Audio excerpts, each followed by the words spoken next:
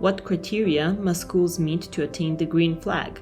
And what advice would you give to schools aspiring to achieve this recognition? So I mentioned at the very beginning that the eco-schools process is highly adaptable, that we've stuck with the same 7-step process for 30 years, and we've found that it's easily adapted to many different types of schools operating in completely different contexts with very different challenges. For that reason, it makes assessment of the activities and the standards that are being achieved very difficult indeed. And we don't actually take the view that a school needs to be doing any particular set of activities in order to achieve the green flag standard of excellence in ESD. Instead, what we recognise is that ESD is a process. It's about changing the way education happens. It's about integrating sustainability throughout the practices, the behaviours, the routines at school, that it's a whole institution approach. And therefore, our approach to assessment is to look at how well each of the 7 steps is integrated at your school. So we have our assessment takes place in person most often, particularly with the first green flag assessment.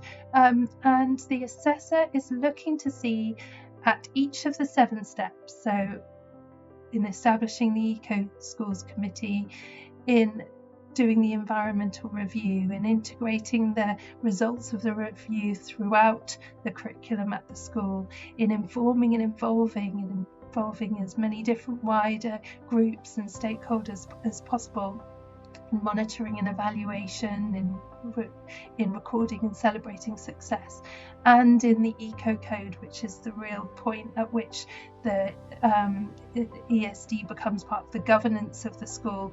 How well are each of those steps integrated, regardless of what the challenges are that the school is facing, and therefore what projects and activities have they set up?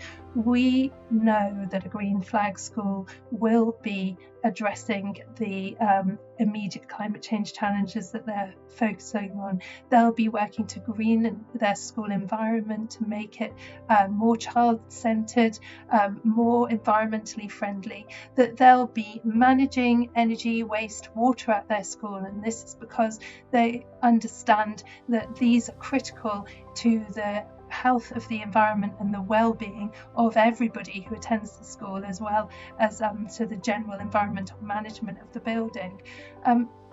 So when you go into a green flag school, you know that it's a green flag school immediately. It's very, very clear, and partly it's clear in the way that the school functions, in the way that everybody's responsible and for the environmental management and practices in the school, but it's also really clear in terms of the pride of the students and their identity as being part of an eco school.